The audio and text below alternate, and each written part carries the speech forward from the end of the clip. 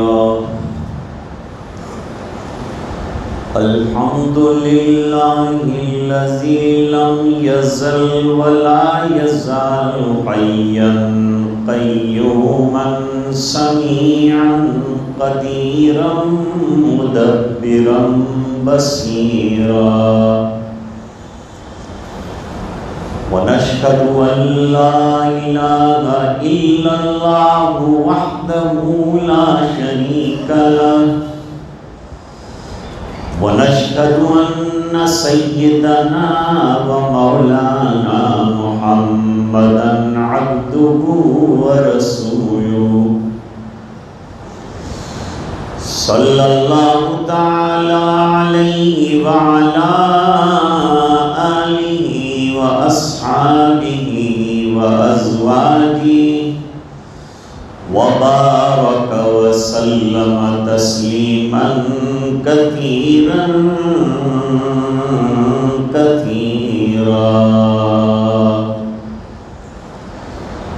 أما بعد فأعوذ بالله من الشيطان الرجيم. بسم الله الرحمن الرحيم. فبما رحمة من الله لنت لهم ولو كنت فظا غليظ القلب لانفضوا من حولك. صدق الله العظيم. اللهم صل على سيدنا محمد وعلى آل سيدنا محمد وبارك وسلم.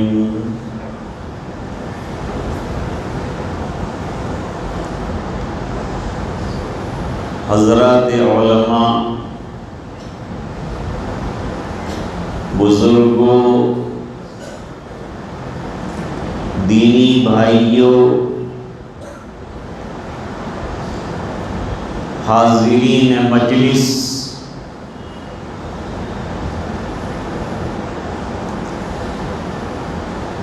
کل گزشتہ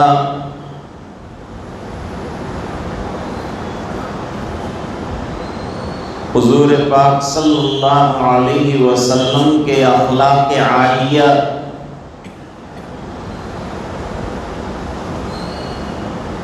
اور تعلیمات اخلاق عظیمہ کے نتیجے میں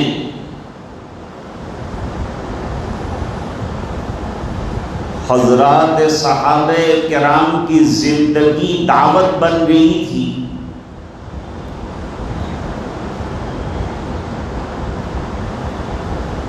ایک ہوتا ہے کسی کو کہہ کر دعوت دینا، ایک عملی طور پر دعوت ہوتی ہے کہ ہمارا عمل بھی سامنے والے کے لیے دعوت بن جائے.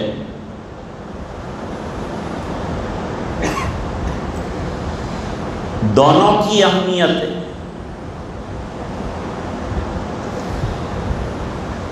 زبان سے بھی کہنا ہے حقانیت اسلامیہ کو، اور دین حق کی دعوت زبان سے بھی دی جائے گی.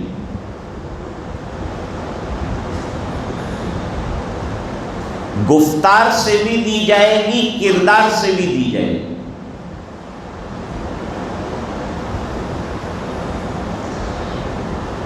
انبیاء کرام کی دعوت گفتار سے زیادہ کردار کے ذریعے سے ہوتی.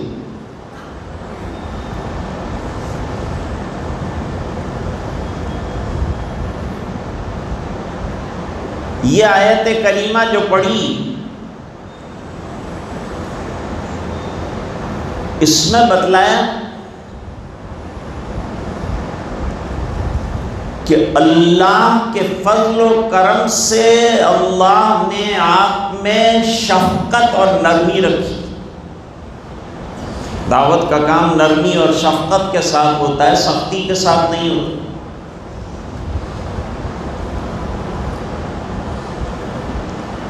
سختی غیروں کے ساتھ نہیں ہوگی، اپنوں کے ساتھ ہوگی۔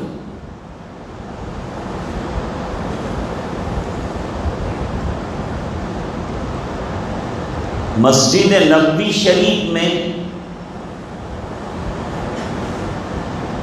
چونکہ مسجد بالکل کچی تھی، نیچے فرش بھی نہیں تھا، چٹائیاں بھی نہیں تھی، مٹی تھی،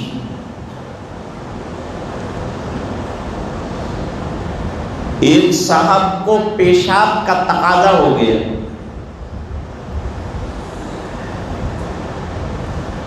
تو وہ ایک کنارے پر بیٹھ گیا اور اس نے پیشاب کرنا شروع کیا۔ صحابہ کرام دوڑے، اللہ کے گھر میں پیشاب کر رہا ہے، گندگی پھیلا رہا ہے۔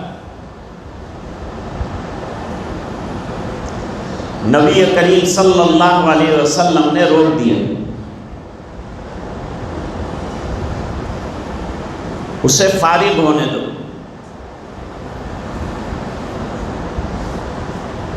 علماء نے لکھا کہ اس کی دو وجہ تھی۔ نبی کا ہر کام بصیرت اور حکمت والا ہوتا ہے۔ ایک وجہ تو یہ ہے کہ جاری پیشاب کے درمیان مسجد میں دوڑے گا تو ہر جگہ ملوث کر دے گا، مسجد کو ناپاک کر دے گا، اس لیے وہیں رکا رہے تو نجاست وہیں ٹھہری رہے۔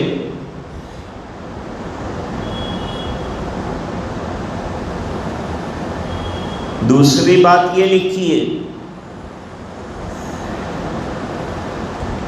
کہ پیشاب کرتے کرتے اگر اچانک روک دیا جائے تو بلیڈر کو نقصان ہوتا ہے، مثانے کو نقصان ہوتا ہے۔ سرکار نہیں چاہتے تھے کہ اس بوڑھے کے مثانے کو نقصان پہنچ جائے۔ مسجد کی پاکی بھی مد نظر تھی، دین کی دعوت بھی ضروری تھی، اور اس کی صحت کا خیال بھی رکھنا تھا۔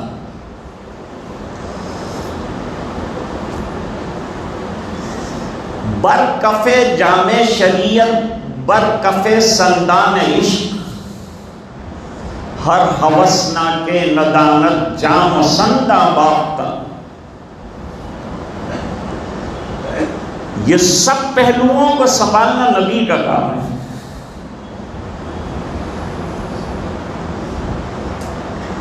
جب وہ فارغ ہو گیا تو اس کو بلایا گیا،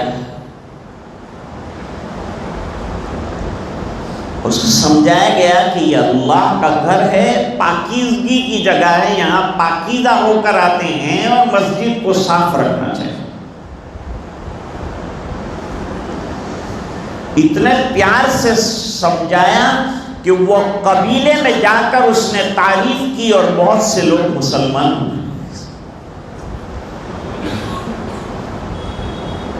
اس کے مقابل میں ایک اور حدیث شریف ہے، بخاری میں ہے، حضرت امام بخاری رحمۃ اللہ علیہ نے مسجد کے آداب میں 57 باب قائم کیے ہیں۔ آج کل ہم لوگ مسجد کے آداب کا خیال نہیں رکھتے، مسجد میں گفتگو دنیاوی کرنا، فضول باتیں کرنا منع ہے۔ عبادت کرو، اللہ کو یاد کرو، یا کوئی دین کی فکر کی بات کرو۔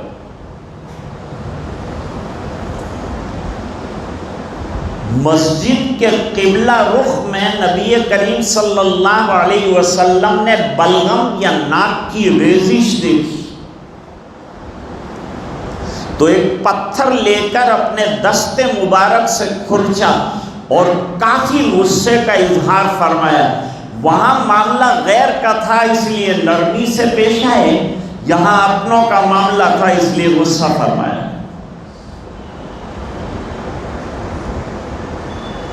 اللہ نے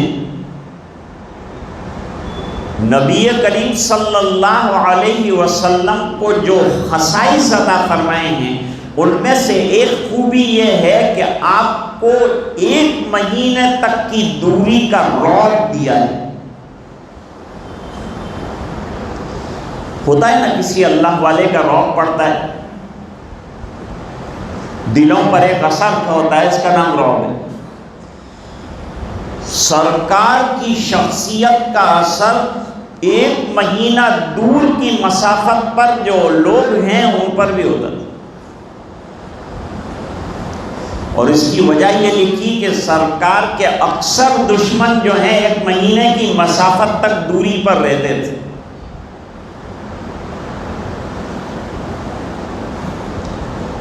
اتنے رعب کے باوجود جو ایمان قبول کر لیتا تھا اور حضور کو دیکھ لیتا تھا وہ سرکار کا گرویدہ اور عاشق ہو جاتا تھا.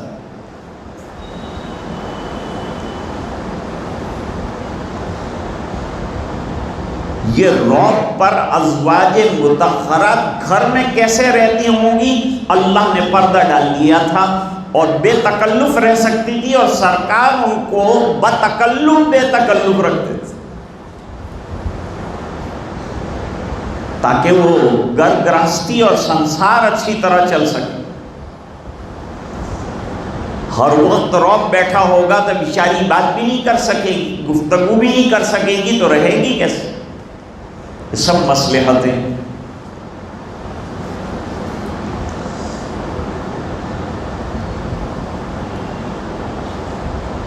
اب دیکھیے،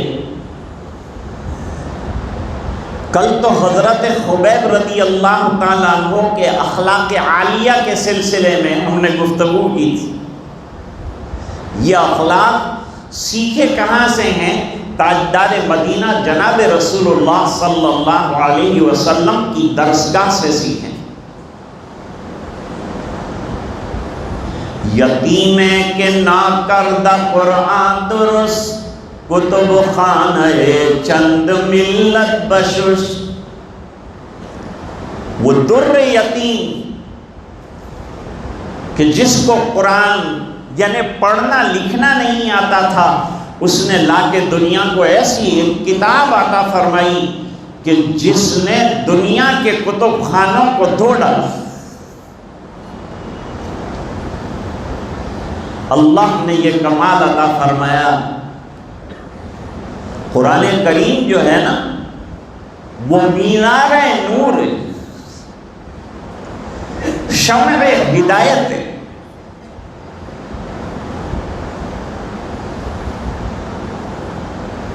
مکے والے اتنی بات جانتے تھے کہ حدود حرم کے اندر کسی کو قتل نہیں کر سکتے، احترام کرتے تھے. اپنے آپ کو ملت ابراہیمی کا فالوور مانتے تھے، حالانکہ ملت ابراہیمی ان کے اندر تھی نہیں، بہت سی شرکیہ چیزیں انہوں نے داخل کی تھیں.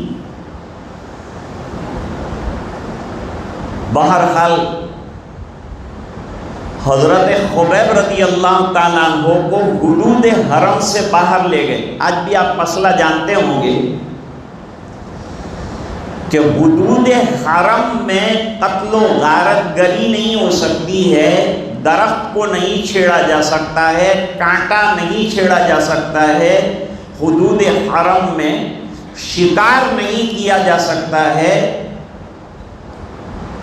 یہ سب موانع ہیں، ہم کو علم حاصل کرنا چاہیے.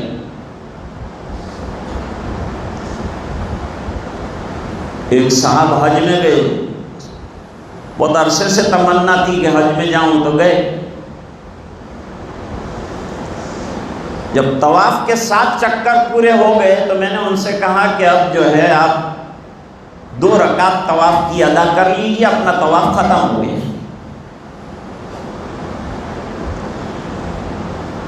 انہوں نے جواب دیا میں تو 20 سال کے بعد آیا ہوں، میں تو 25-30 چکر ایک ساتھ کاٹوں.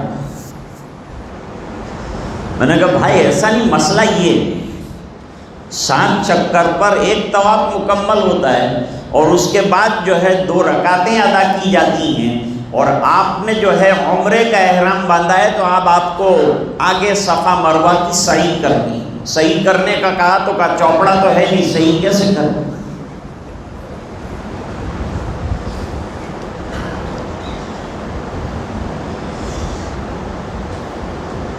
حدود حرم سے باہر نکالا حضرت خبیب رضی اللہ تعالیٰ عنہ کو. ایمانی جذبہ، مرنے کا ڈر نہیں، خوف نہیں. اور اگر مار رہے ہیں تو شہید ہو جاؤں گا، جام شہادت نوش کرنا. مسلمان کی تو چٹ بھی اس کی اور پٹ بھی اس کی. میدان کارزار میں جیت کے آئے تو غازی کہلائے، اور کام آ جائے تو شہید کہلائے.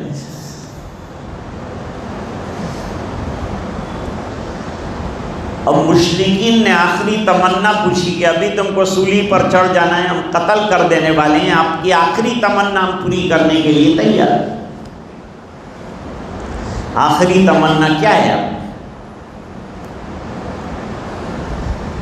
بیوی سے ملاقات، وائف سے جس کے ساتھ لائف گزاری،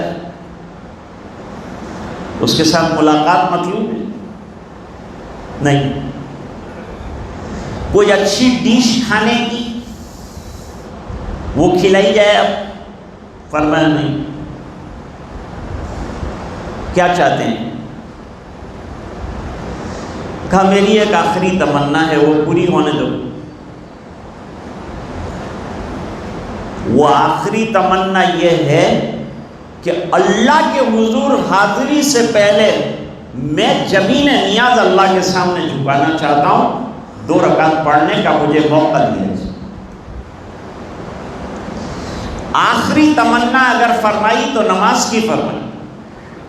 نماز معمولی چیز ہوتی نا تو کوئی اور چیز کی تمنا کرتے، لیکن سب سے اہم ان کے نزدیک نماز ہے، اس بنا پر تمنا جو فرمائی تو نماز کی فرمائی۔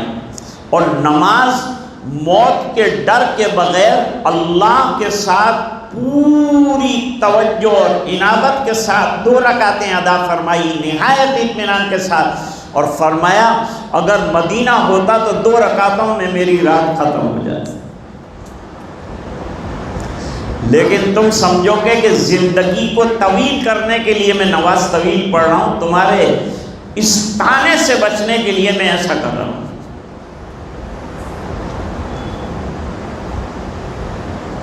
اس سے پتہ چلا کہ نماز بڑی عظیم نعمت ہے۔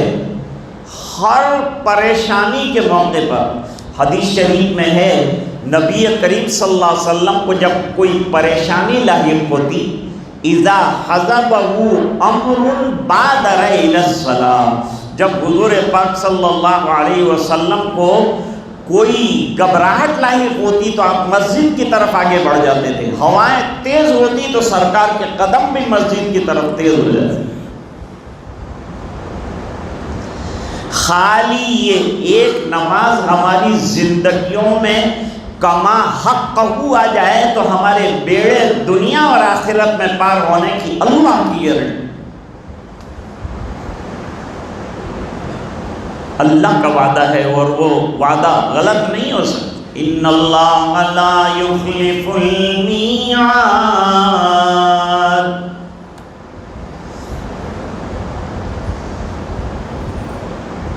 لشکر چل رہا تھا اسلام کا، رات ہو گئی۔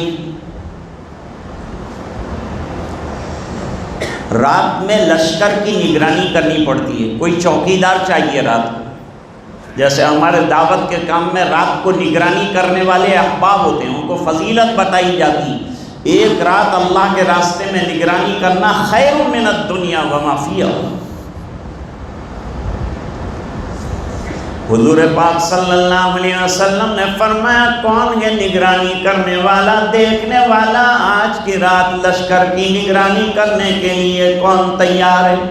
وہاں تو سبھی تیار۔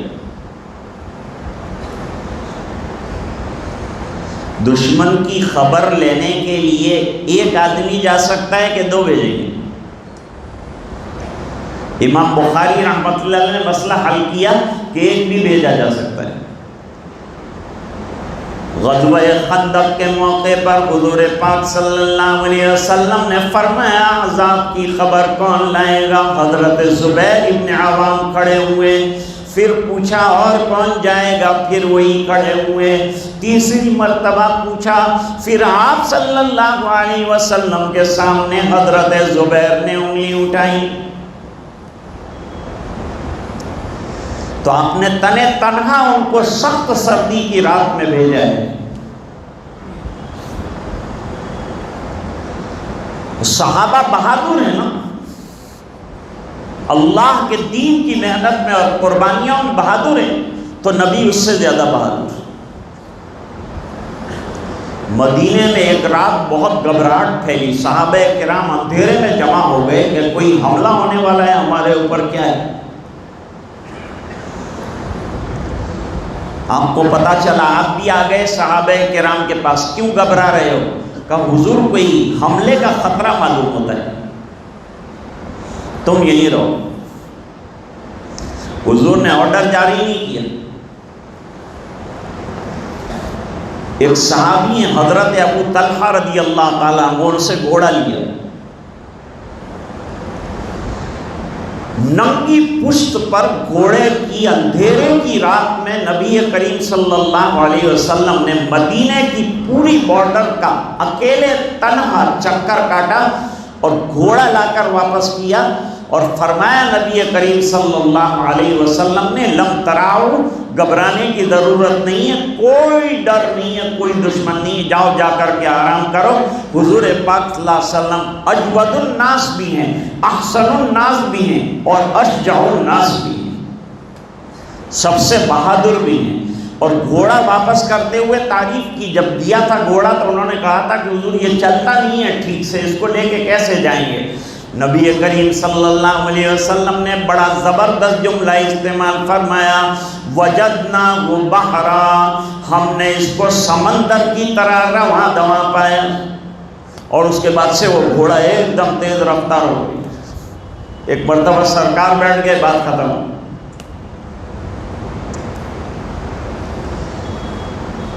تو نبی کو اللہ نے بہادری بھی عطا فرمائی۔ غزوہ حنین کا موقع تھا، صحابہ کرام پر دروں سے ثقیف اور حوازن نے حملہ کیا اور بچھڑ گئے، صحابہ کرام پسپا ہو گئے۔ نبی کریم صلی اللہ علیہ وسلم تیروں کی برسات میں میدان کے اندر جمے رہے اور اعلان فرمایا، انا النبی لا کذب انا ابن عبد المطلب، میں کوئی جھوٹا نہیں ہوں، سچا ہوں، ابن عبد المطلب ہوں، اللہ کا نبی بنا کر بھیجا گیا ہوں۔ کیا میں جھوٹا تھا جو ابھی تک تم میرے ساتھ رہے اور بچھڑ رہے ہو؟ آ جاؤ الیہ عباد اللہ، تم کو یہ پہاڑوں کے درے کبھی بھی امن و امان نہیں دے سکتے، امن ملے گا تو دامن مصطفیٰ میں ملے صلی اللہ علیہ وسلم۔ جب نام آ جائے میرے آقا کا تو اتنا تو ضرور پڑھ لیا کیجئے، بخیلی مت کیجئے، سرکار پر درود پڑھنے کا ثواب حاصل کیجئے، بڑی عبادت ہے۔ کون نگرانی کرے گا؟ نبی کریم صلی اللہ علیہ وسلم نے فرمایا تو دو صحابہ کرام کھڑے ہو گئے۔ نگرانی کرنا آسان کام بھی ہے، نگرانی کرنا مشکل کام بھی ہے، جان کا خطرہ بھی ہے اور آرام بھی ہے، بس چکر لگانا ہے، دیکھتے رہنا ہے کہ کوئی دشمن تو آ نہیں رہا ہے۔ پہاڑی پر چڑھ گئے دونوں حضرات اور کہاں نگرانی کریں گے، رسول کا حکم پورا کریں گے، اطاعت کریں گے، اور اللہ کا حکم بھی پورا ہو جائے اس کی بھی کوشش کریں گے، دونوں چیزیں ہو جائیں، اللہ کی بھی مان لی جائے اور نبی کریم صلی اللہ علیہ وسلم کی اتباع بھی کر لی جائے۔ یہ دونوں کام کیسے کریں گے؟ جب کرنے کا مزاج بنتا ہے تو اللہ راگے ہو جاتا ہے۔ جب آدمی گناہوں سے بچنا چاہے گا تو اللہ تعالیٰ گناہوں سے بچنے کی راہیں نکالے گا، اور ڈھیلا ڈھالا رہا تو نفس اس کے اوپر غالب آ جائے گا، اور جس نے اپنی خواہشات کو کنٹرول میں کر لیا نا، اس کو تو ایک نہیں اللہ فرماتے ہیں دو دو باغات میں عطا کرو۔ قرآن کریم میں ہے، ہم لوگ قرآن کریم کا مطالعہ نہیں کرتے۔ وَلِمَنْ خَافَ مَقَامَ رَبِّهِ جَنَّتَانِ، جو اللہ کے سامنے کھڑے ہونے سے ڈرا، خواہشات نفس کو کنٹرول میں رکھا، تو فرماتے ہیں کہ اسے دو باغات عطا کیے جائیں گے۔ ایک کتاب پڑھ رہا تھا، اس میں ایک واقعہ دیکھا، حضرت عمر رضی اللہ تعالیٰ عنہ کا زمانہ تھا، یہ خیر القرون کا زمانہ ہے، جس کے اندر مستحب کوئی چھوڑ دے تو اس پر بھی تشویش کا اظہار کیا جاتا تھا، اس نے مستحب کیوں چھوڑا؟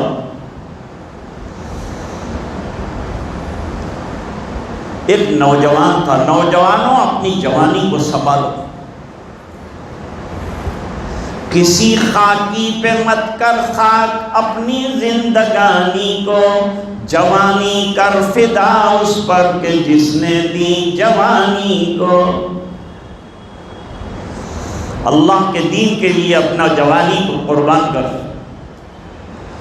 جوانی کو اللہ کے راستے میں لگا.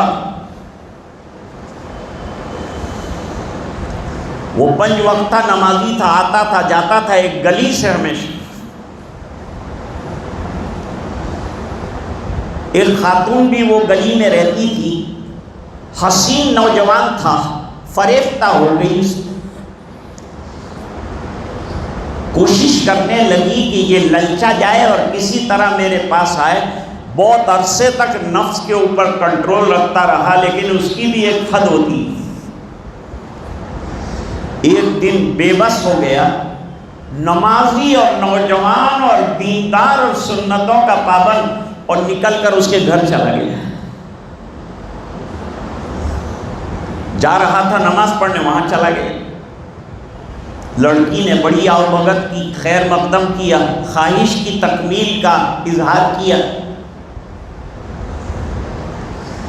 اب جب بالکل بستر پر بیٹھ گیا اور گناہ اب ہو جائے اور تب ہو جائے ایسی گھڑی آ گئی، تب اچانک اللہ تعالیٰ نے اس کے دل میں، قرآن کریم کا حافظ تھا، پڑھتا رہتا تھا قرآن کریم، تو ایک آیت اس کے دل پر کھول دی. اللہ تعالیٰ کھولتے ہیں کبھی. ان الذین اتقوا اذا مسهم طائف من الشیطان تذکروا فاذا هم مبصرون.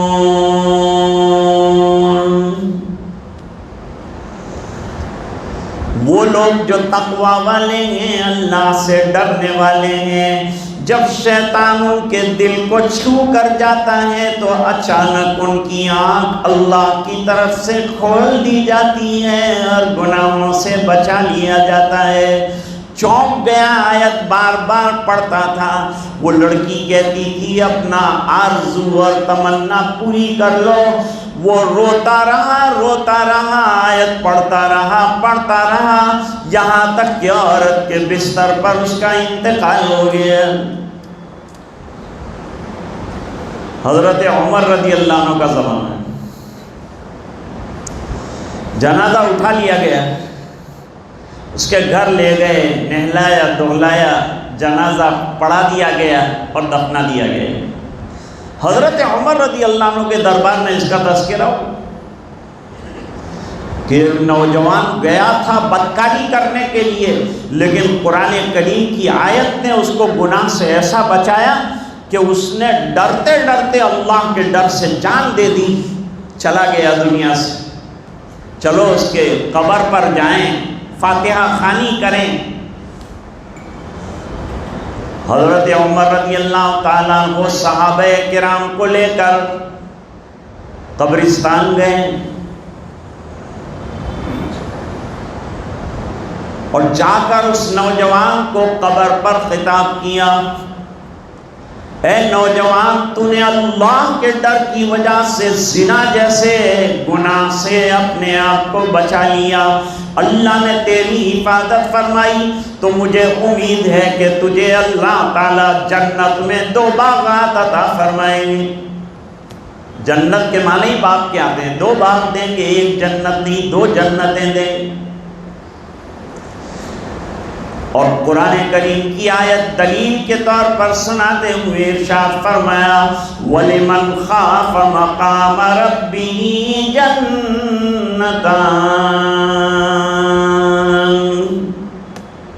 اندر سے آواز آئی امیر المومنین آپ نے سچ فرمایا، میرے رب نے سچ فرمایا، اللہ نے وعدہ پورا فرما دیا.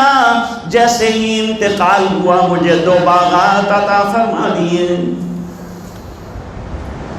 گناہوں سے اپنے آپ کو بچاؤ، اللہ کا ڈر اپنے اندر پیدا کرو، یہ بہت بڑی چیز. رات کا وقت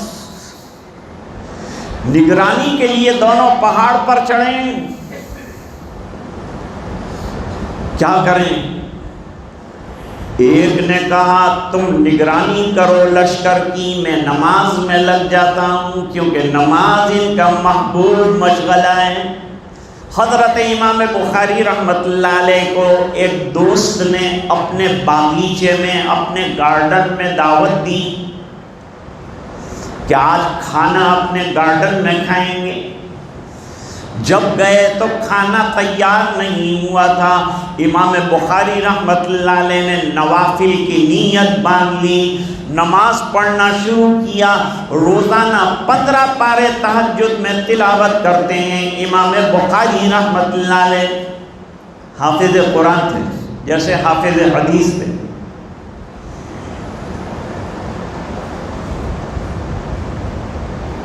لمبی نماز پڑھنے کے بعد ایک دم سے اپنا کرتا اٹھایا اور کہا دیکھو بھائی اندر کیا ہے؟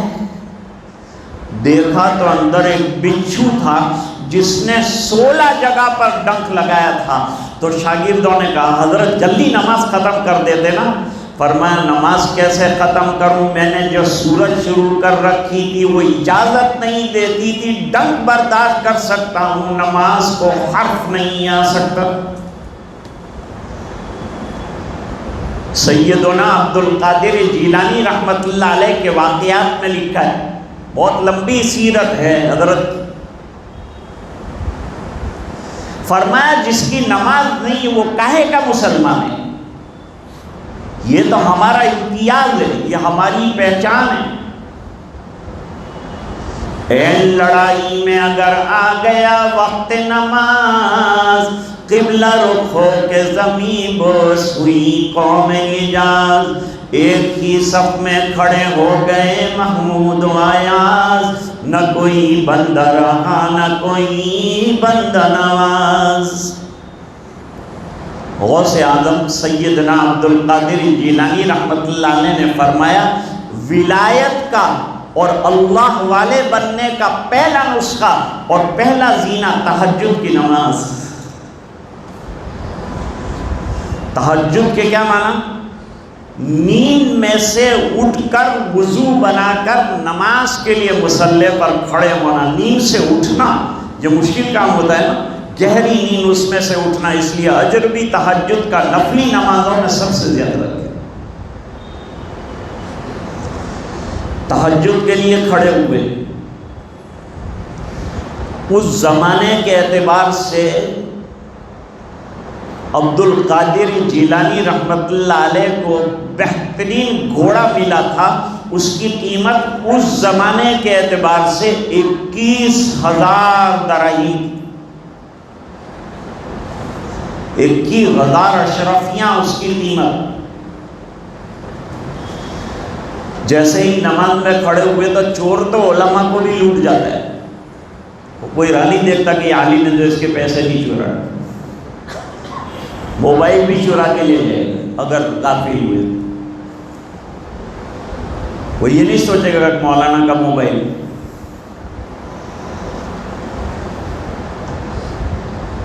تو جیسے ہی حضرت نے تحریمہ باندھا، اس نے گھوڑا کھولا، لے کے چلا گیا۔ حضرت نے نماز نہیں توڑی، گھوڑا جاتا ہوا دیکھا، نماز اطمینان کے ساتھ ادا کرتے رہے۔ فجر میں نماز کے بعد مجلس ہوتی تھی، حضرت مریدین بیٹھتے تھے، شاگرد بیٹھتے تھے، شاگردوں کے سامنے ذکر کیا کہ آج رات کو میں تہجد شروع کیا اور ایک چور میرا 21,000 کا گھوڑا لے گیا۔ تو حضرت 4 آنے کے لیے نماز تو نفلی توڑ سکتے ہیں، آپ نے کیوں جو ہے نماز نہیں توڑ دی؟ پھر دوبارہ نماز تو قضا بھی کر سکتے ہیں، گھوڑا اتنا قیمتی چلا گیا، اب کہاں سے آئے گا؟ فرمایا میرے نزدیک 21,000 کے گھوڑے سے نماز کا ویلیو زیادہ ہے۔ ہم لوگ سب جو ہے عبد القادر جیلانی رحمۃ اللہ علیہ کے متوالے اور چاہنے والے، اور کوئی اللہ کے ولی کی دشمنی کرے تو اللہ کے ساتھ جنگ ہے۔ کوئی اللہ کے ولی کے ساتھ دشمنی اور غلط بات نہیں کر سکتا، سب اللہ کے پسندیدہ بندے تھے۔ حضرت نے فرمایا میں اللہ کی عبادت میں اور اللہ کا حکم پورا کرنے میں لگا تھا، تو مجھے یہ یقین ہے کہ جو اللہ کا کام کرتا ہے اللہ بھی اس کے کام بنا دیتے ہیں، تو مجھے یقین ہے کہ میرا گھوڑا واپس آئے گا۔ لوگوں نے کہا اوے آ زمانو نتی آ گھوڑو جઈને પાછો આવે، કઈ આવતો હોય પાછો ઘોડો? આટલો કિંમતી ઘોડો લઈ ગયો તો પાછો લાવે?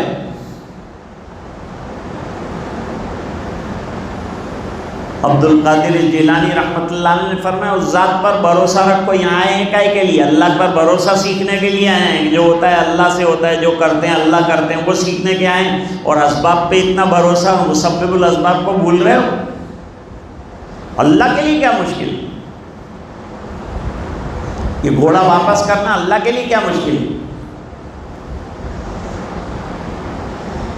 3 دن کے بعد مجلس چل رہی تھی اور وہ چور آیا، گھوڑا لے کے آیا، نکیل ہاتھ میں تھی، اس نے لا کر کے گھوڑے کو مسجد کے سامنے دالان تھا اس کے اندر باندھ دیا اور آ کر سلام کیا، حضرت معاف کیجئے میں آپ کا گھوڑا لے گیا تھا لیکن یہ گھوڑا میرے کام کا نہیں ہے۔ کیوں؟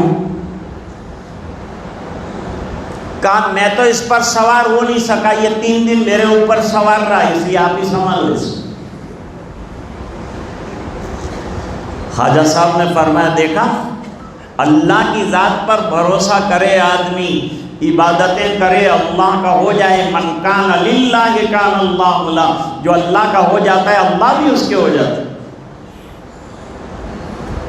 ہم لوگ اللہ والوں کو مانتے ہیں لیکن ان کی باتوں کو نہیں مانتے، اور ان کے طریقوں پر جو زندگی میں عمل کرنا چاہیے تھا وہ نہیں کرتے۔ سجادہ نشین کس کو کہتے ہیں؟ وہ جس کو پیر صاحب نے مصلی دے دیا اور اس پر بٹھا دیا کہ تجھے جو لینا ہے اللہ سے لینا ہے اور جو مانگنا ہے اللہ سے مانگنا ہے، اور تیری حکومت یہی ہے۔ خدا کی یاد ہے طاقت ہماری، مصلی ہے ہمارا تخت شاہی۔ لو بھائی ہمارا تخت شاہی مصلی ہے، ہماری فوج ہے اخلاق حسنہ، ہمارا حسن ہے ترک مناہی۔ اخلاق حسنہ اپنے اندر پیدا کرو، یہ ہماری فوج ہے۔ گناہوں سے اپنے آپ کو بچاؤ۔ مٹکا آپ نے پانی سے بھرا اور نیچے سے سوراخ اچھا خاصا کر دیا تو پانی رہے گا کیا اندر؟ وہ تو گر جائے گا، ختم ہو جائے گا۔ اسی طریقے سے ہم نیکیاں کر کے اسے ضائع نہ کریں بلکہ اس کو بچانے کی فکر کریں کہ گناہ نہ ہونے دیں اپنی زندگی میں، گناہ سے اپنے آپ کو بچانا، اور گناہوں سے بچنے کی اللہ سے دعا بھی کیا کہ اللہ ہمیں گناہوں سے محفوظ فرما دیجئے، کیونکہ توفیق اسی کی طرف سے ہوتی ہے نا۔ تو اب وہ 2 حضرات پہاڑ کے اوپر چڑھ گئے، ان میں سے ایک نے کہا کہ میں نگرانی کرتا ہوں، آپ نماز پڑھ لیں۔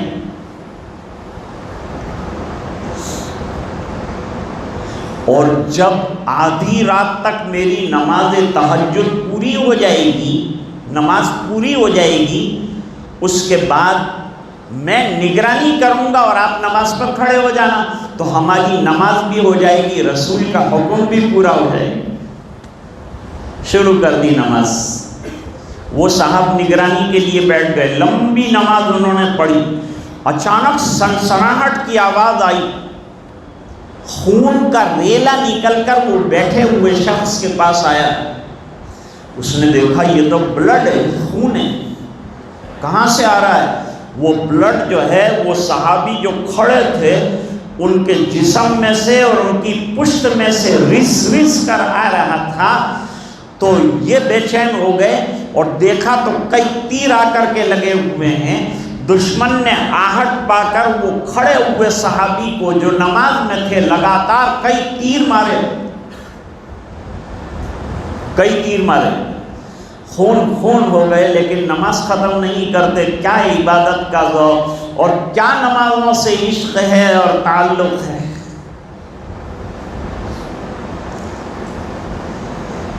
امام اعظم ابو حنیفہ رحمۃ اللہ علیہ کو اللہ نے بڑی بصیرت عطا فرمائی۔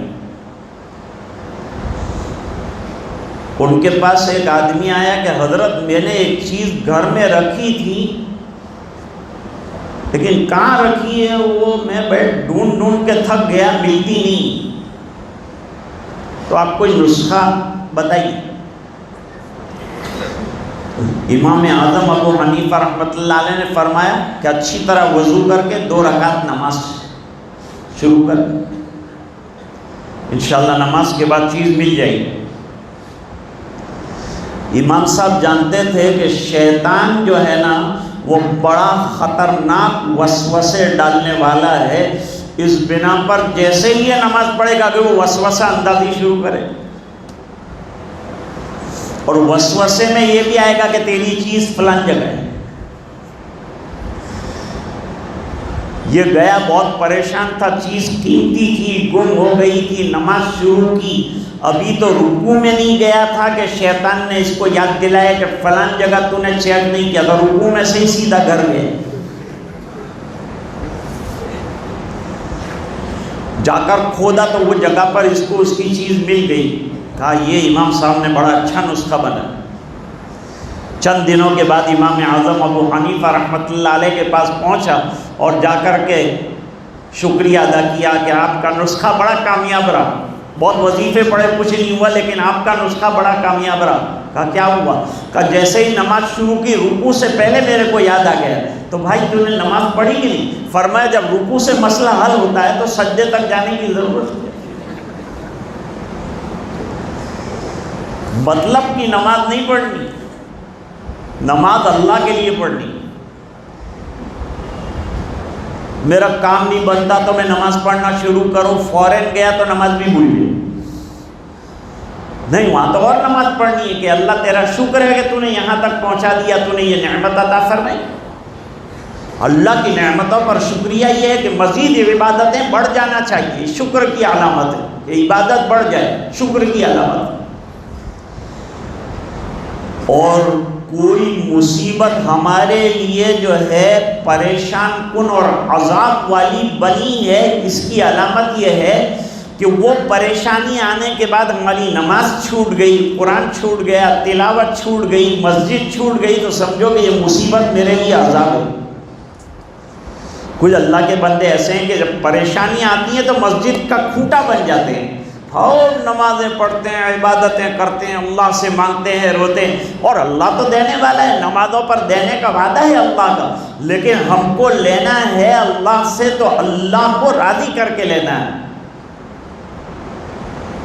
ایک شاعر حج میں جا رہا تھا، دوسرے شاعر سے ملنے گیا، وہ شاعر نے تانا دیا، خدا تو ہر جگہ ہے، کعبہ کیوں چلے ظاہر، خدا سے ملنا ہے یا خدا کے گھر سے ملنا ہے؟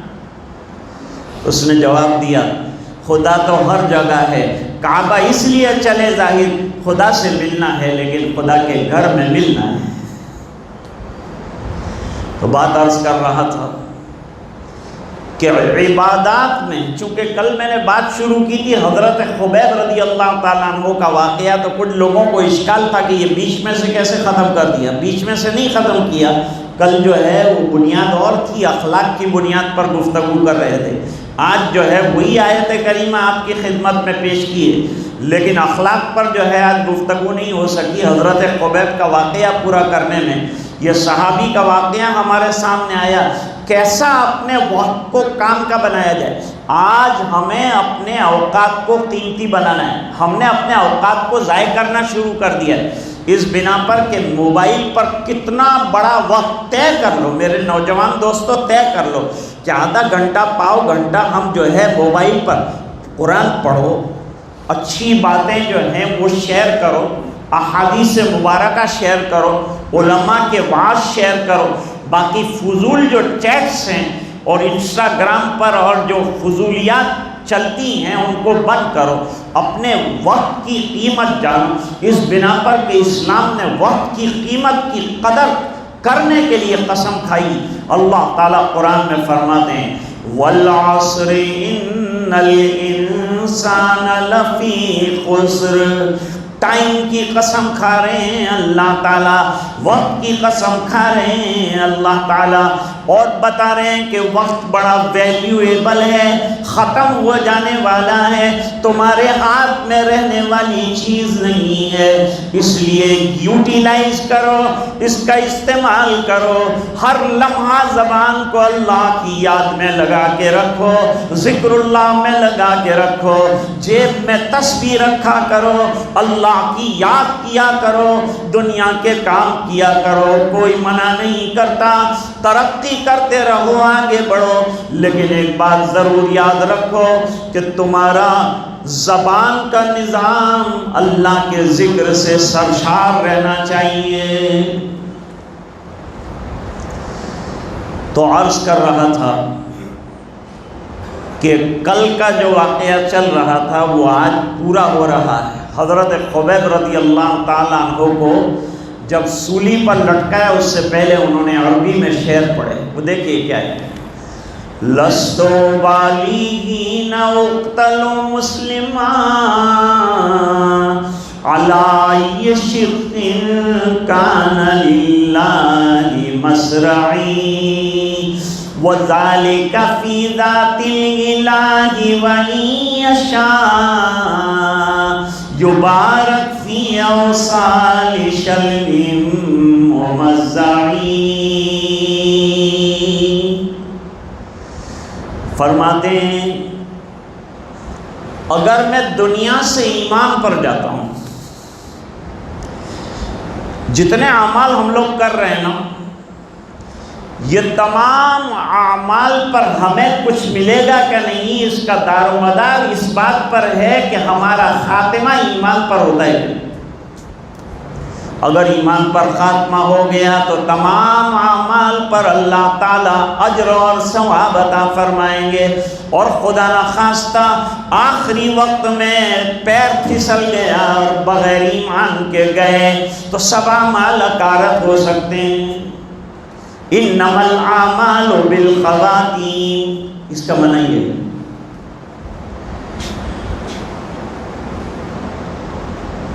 آگے چل کے فرماتے ہیں اگر اللہ کے دین پر میری موت آتی ہے، مسلمان بن کر میں دنیا سے جاتا ہوں تو مجھے کوئی پرواہ نہیں، کس کروٹ پر لٹا کر میرے ٹکڑے کر دیے جائیں مجھے پرواہ نہیں، اس بنا پر کہ اگر ایمان پر جاؤں گا تو میرے ہر ٹکڑے کو اللہ نورانی بنا دے گا۔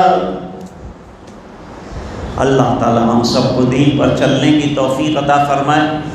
یہ جو 2 پروگرام ترتیب پائے تھے یہ ہمارے محترم اور مکرم حاجی اسماعیل علانہ صاحب نے آپ حضرات کے لیے کوشش کر کے ہم کو حکم دیا کہ آپ کی خدمت میں حاضر ہوں اور چند کلمات جو ہیں آپ کی خدمت میں پیش کریں، تو یہ انہی کی وساطت اور توجہ سے آپ کی خدمت میں یہ چند چیزیں پیش کی۔